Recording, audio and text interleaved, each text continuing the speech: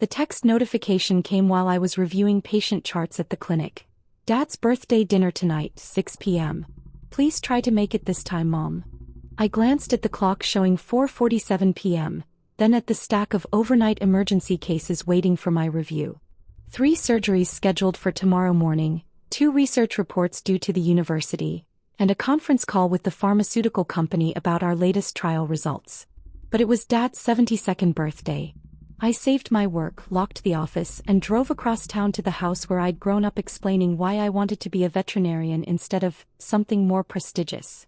Sarah's here, Mom announced as I walked through the kitchen door, still wearing my clinic scrubs under a hastily thrown-on cardigan. We were wondering if you'd make it. Traffic from the animal hospital, I said, hugging her. The familiar scent of her famous roast beef filled the kitchen, the same meal she'd made for every family birthday since I could remember. Sister Kelly looked up from her phone, raising an eyebrow at my appearance. Let me guess, another emergency with someone's pet? Something like that, I replied, washing my hands at the kitchen sink. Through the window I could see Dad setting up the outdoor speakers for dinner music, the same ritual he'd followed for decades. Sarah works so hard, Mom said, arranging dinner rolls in a basket. She was at the clinic until almost 5 today. Well, someone has to take care of the puppies and kittens, Kelly said with a knowing smile. Though I still don't understand why you didn't go to medical school like we talked about. Human patients, real prestige, actual money. I dried my hands with the dish towel, the same faded blue one Mom had used throughout my childhood. Veterinary medicine suits me. Brother Marcus appeared in the kitchen doorway, loosening his tie from his banking job. The animal doctor is here. Did you save any lives today, sis? A few, I said simply. Mark just closed another major commercial loan, Kelly announced proudly. 7 figures this time. That's wonderful, I said and meant it.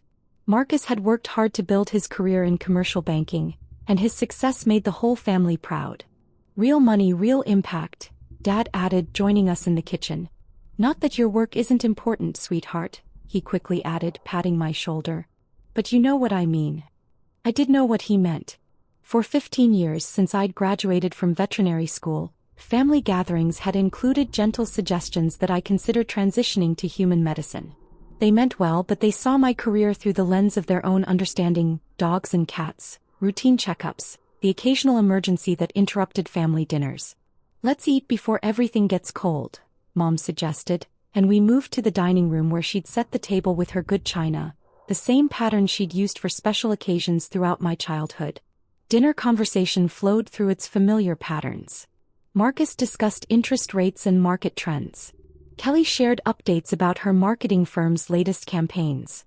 Dad told stories about his recent golf games with retired colleagues. Mom asked everyone about their plans for the upcoming holidays. Sarah, how's the animal business? Uncle Bob asked, cutting into his roast beef. Still playing with puppies all day? The table chuckled warmly. It wasn't malicious. They genuinely saw my work as something pleasant but simple, like an extended version of childhood play with pets. Business is steady, I replied, taking a sip of water. We've been pretty busy lately. Sarah's clinic is always busy, Mom said supportively. She works such long hours. Well, animals get sick just like people, Aunt Linda added. Someone has to take care of them. Still, Kelly said, setting down her fork, I sometimes wonder what you could have accomplished in human medicine. All that intelligence and dedication applied to saving actual people. Animals matter too, I said gently. Of course they do, Dad said quickly. But you have to admit there's a difference in impact. Marcus affects entire businesses with his loans. Kelly's campaigns reach millions of consumers. You're taking care of individual pets. I nodded, understanding their perspective. From the outside, my work did appear to be about individual animals, one appointment at a time. They couldn't see the research happening in the background, the late nights analyzing data, the collaboration with human medical researchers, the pharmaceutical trials that might eventually benefit both animal and human patients. Remember when you were little? Mom asked with a nostalgic smile. You were always bringing home stray cats and injured birds. We should have known you'd end up working with animals professionally. Some things don't change, Kelly agreed. Still playing with animals instead of a real job. Everyone chuckled at the familiar joke. I just nodded and helped clear dishes, the same way I'd responded to similar comments for years. There was no point in explaining the complexity of veterinary research or the significance of cross-species medical breakthroughs. They saw what they understood and I'd learned to let them. Coffee and cake in the living room, Mom announced, carrying Dad's birthday cake toward the other room. I want to check the news before we start the birthday celebration. We settled into the comfortable living room furniture, the same couch and chairs that had anchored family gatherings for decades. Dad reached for the remote control, flipping through channels until he found the local evening news. And in medical news tonight, the anchor was saying, a groundbreaking veterinary research project at State University has earned national recognition for its potential impact on both animal and human health. I glanced up from my coffee, recognizing the story. The pharmaceutical company had mentioned something about media coverage, but I hadn't expected local television news. The American Veterinary Medical Association has awarded its highest research honor to Dr. Sarah Chin for her innovative work developing targeted cancer treatments that show promise for both veterinary and human applications. The room went suddenly quiet. Mom's coffee cup froze halfway to her lips. Dr. Chen's research into comparative oncology has attracted attention from major pharmaceutical companies and human medical researchers, who believe her findings could revolutionize cancer treatment across species. The camera cut to footage from yesterday's award ceremony. There I was, accepting a crystal trophy on a stage I'd barely had time to prepare for, wearing the navy blue dress I'd bought specifically for the occasion. The groundbreaking treatment protocol developed by Dr. Chin has shown remarkable success rates in clinical trials, with several major universities now collaborating to adapt her discoveries for human cancer patients. Mom dropped her plate. The sound of china hitting the hardwood floor echoed through the suddenly silent living room. The research team led by Dr. Chin has been awarded a 3-year, $12 million grant to continue their comparative cancer studies, representing one of the largest research grants ever given to a veterinary program. Dad stared at the television screen, then at me, then back at the screen where my name appeared in bold letters under my photograph. We're joined now by Dr. Michael Roberts from the National Cancer Institute, the anchor continued. Dr. Roberts, can you explain the significance of Dr. Chen's work? The camera switched to a distinguished older man in a white lab coat. Dr. Chen's research represents a paradigm shift in how we approach cancer treatment. Her work with naturally occurring cancers in animal patients has provided insights that human medicine has been seeking for decades. The implications for cancer treatment across species are truly remarkable. Kelly slowly set down her coffee cup, her marketing professional's mind clearly processing what we'd just heard. Sarah, she said quietly, $12 million? The grant will fund the next phase of research, I explained simply, the same way I'd responded to congratulations from colleagues all week. You're on television, Marcus said as if he couldn't quite believe what he was seeing. The national news picked up this story? The pharmaceutical companies are interested in the applications, I said, watching my family's faces as they processed information that completely reframed their understanding of my career. Dr. Chen's team has published findings in both veterinary and human medical journals, the news anchor continued, and her research has been cited by oncologists worldwide as a breakthrough in comparative cancer studies. Published in medical journals? Dad asked, leaning forward in his chair. Human medical journals? Cross-species research applies to both fields, I explained. Cancer behaves similarly across mammalian species, so discoveries in veterinary oncology often translate to human medicine.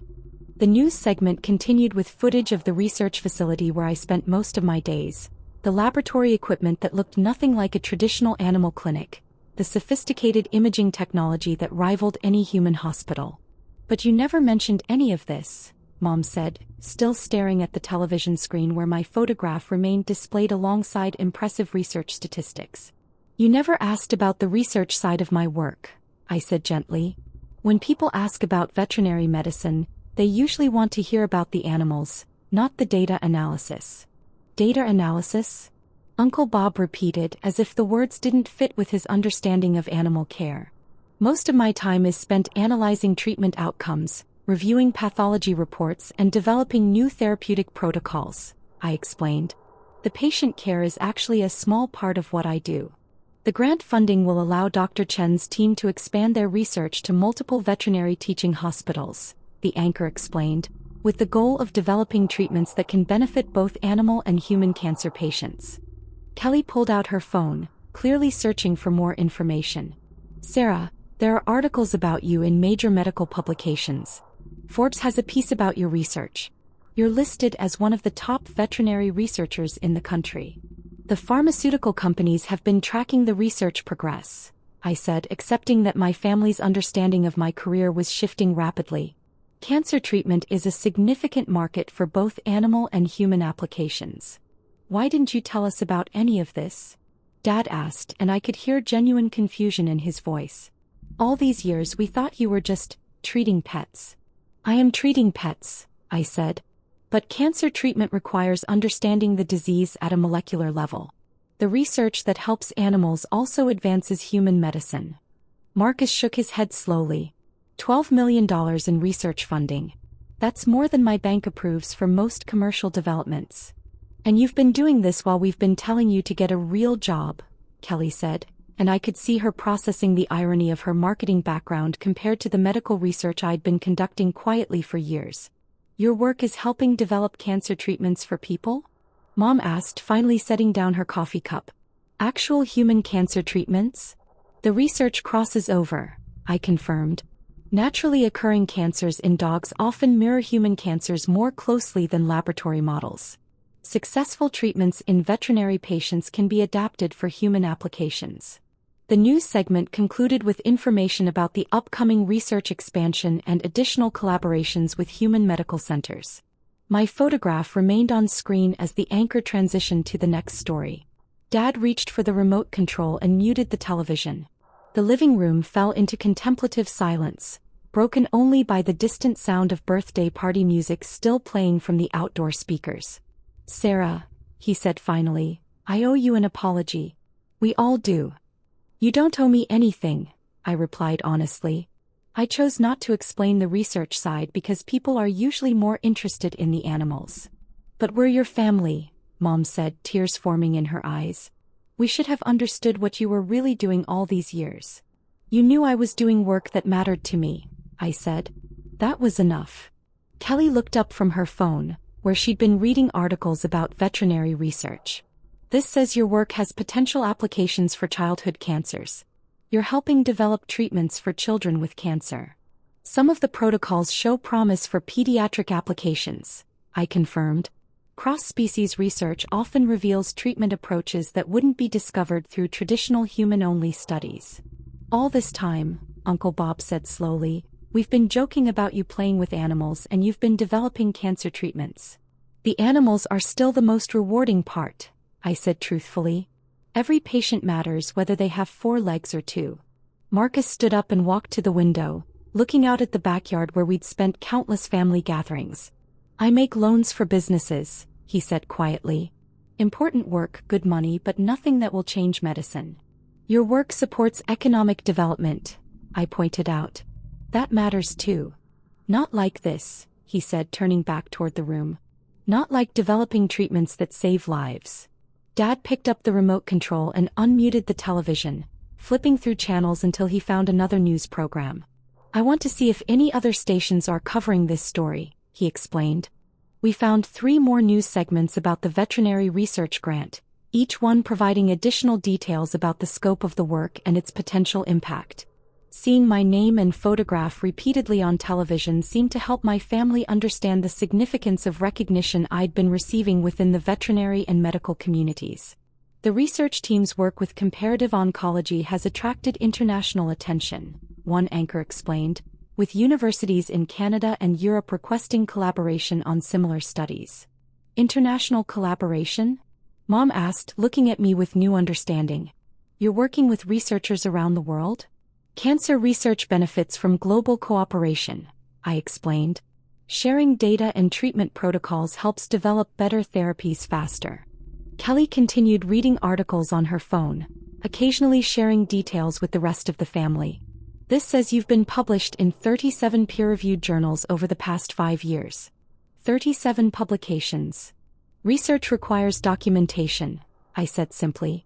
Publishing findings allows other researchers to build on the work. I don't publish anything, Marcus admitted. I just approve loans and file reports. Different types of work require different approaches, I pointed out. Banking supports community development in ways that research can't. But I could see that my family's perspective on their own careers was shifting as dramatically as their understanding of mine. The work they'd considered more prestigious and impactful suddenly seemed smaller in comparison to medical research with global implications. Sarah, Dad said, reaching for my hand, I'm proud of you. I've always been proud of you, but I didn't understand what you were really accomplishing. You raised me to pursue work that mattered, I replied. Everything I learned about dedication and persistence came from watching you build your own career. But we discouraged you from staying in veterinary medicine, Mom said sadly. All those years of suggesting you switch to human medicine, when you were already contributing to human medicine through your research. You wanted me to succeed, I said. That support mattered even when we disagreed about the path. The evening news concluded with weather and sports, and Dad finally turned off the television.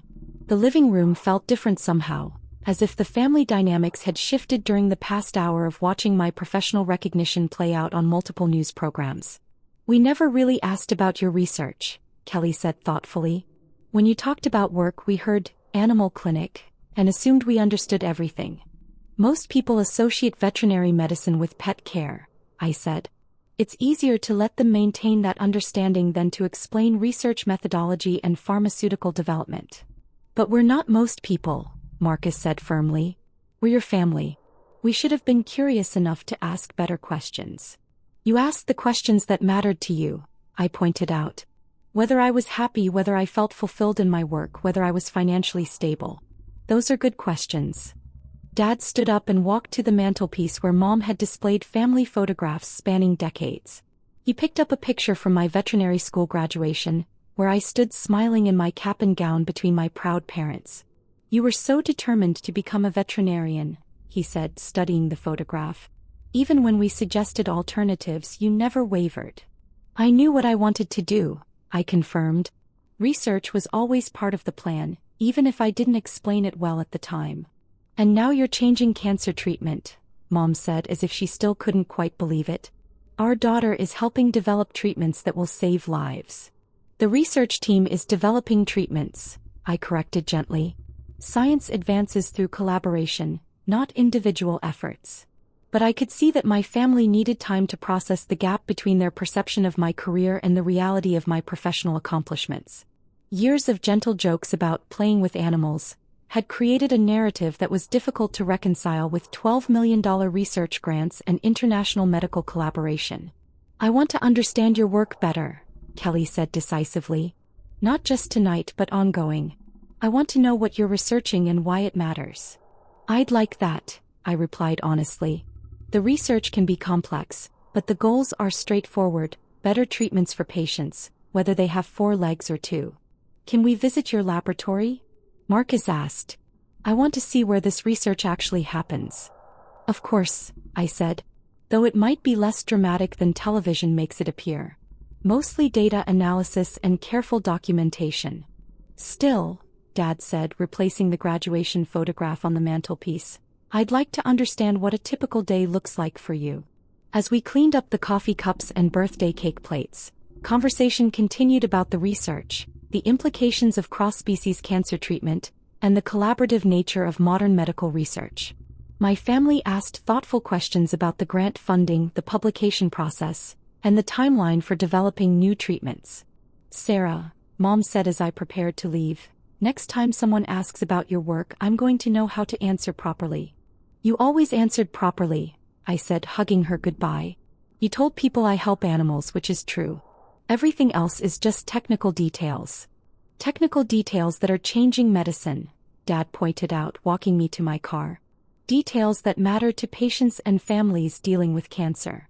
Driving home through the familiar streets of my childhood neighborhood, I reflected on the evening's unexpected turn. My family's discovery of my professional recognition felt surreal, like watching strangers react to news about someone they'd never met. But perhaps the most meaningful part wasn't their amazement at the grants and publications. It was their genuine interest in understanding work they'd never thought to ask about, their recognition that my quiet dedication to veterinary research had been building towards something significant all along. The next morning, I returned to my normal routine patient rounds at dawn, laboratory work until noon, data analysis through the afternoon. But my phone buzzed throughout the day with messages from family members sharing articles they'd found about veterinary research, asking questions about cancer treatment protocols, expressing newfound appreciation for the complexity of cross-species medicine. Saw another article about your research. Kelly texted with a link to a medical journal interview. I'm telling everyone at work that my sister is developing cancer treatments. Found this piece about veterinary oncology, Marcus wrote, sharing an economics article about pharmaceutical development. Had no idea this was such a major industry. Your father has been researching veterinary medicine all morning, Mom called to report. He wants to understand everything he missed over the years. That evening, Dad called with specific questions about my research methodology. I've been reading about comparative oncology, he said. Can you explain how cancer similarities across species translate to treatment development? For the first time in years, I found myself describing the scientific details of my work to a family member who was genuinely curious about the process, not just the outcomes.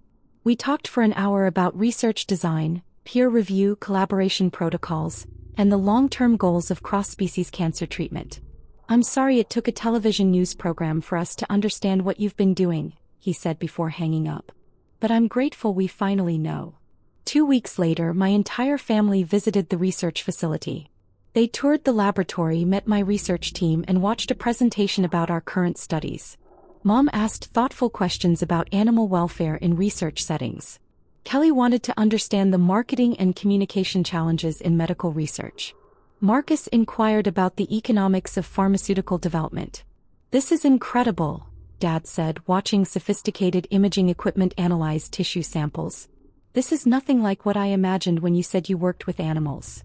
We do work with animals, I explained, introducing him to one of our canine cancer patients receiving experimental treatment. But modern veterinary medicine requires the same scientific rigor as human medicine. More rigorous in some ways, added Dr. Peterson, my research partner. Veterinary patients can't communicate symptoms verbally, so we rely heavily on objective data and careful observation. As my family learned about the day-to-day reality of veterinary research, I realized how much I'd contributed to their misunderstanding by accepting their simplified version of my career. I'd allowed them to maintain comfortable assumptions rather than challenging them to understand the complexity of modern veterinary medicine. Why didn't you insist that we learn about this years ago? Kelly asked as we concluded the laboratory tour. You never seemed interested in the technical aspects, I replied honestly. When I mentioned research, people's eyes would glaze over. It was easier to talk about the animals. But we missed so much, Mom said sadly. All these years of important work, and we treated it like a hobby. You treated it like work that made me happy, I corrected. That's what mattered most. 6 months later, when the research team published our latest findings in both veterinary and human medical journals, my family read every article. They understood enough about the scientific process to ask informed questions and celebrate the significance of peer review and publication.